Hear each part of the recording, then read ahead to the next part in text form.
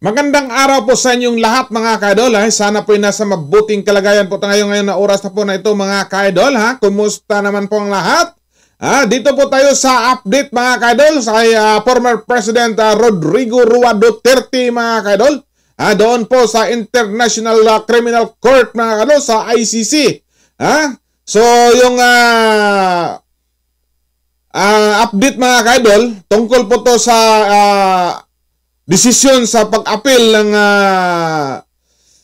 mga legal counsel po ni former President Rodrigo Roa Duterte sa ICC tungkol po to sa interim release mga ka-idol. Kung ating natatandaan mga ka-idol, yung unang request po nila for interim release mga ka-idol ay nabasura po.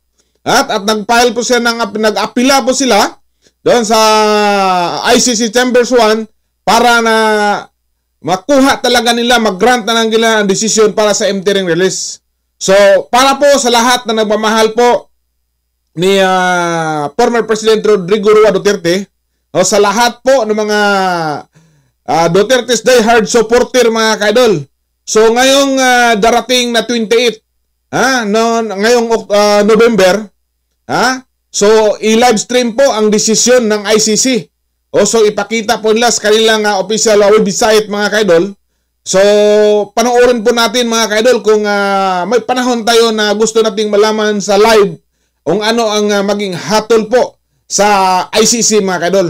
So hopefully mga ka-idol mag-grant na po ni Tatay Digong Duterte ang kanyang request for interim release mga ka-idol at makalabas na po siya sa ICC Detention Center mga ka-idol. So panoorin po natin yung report mga ka-idol.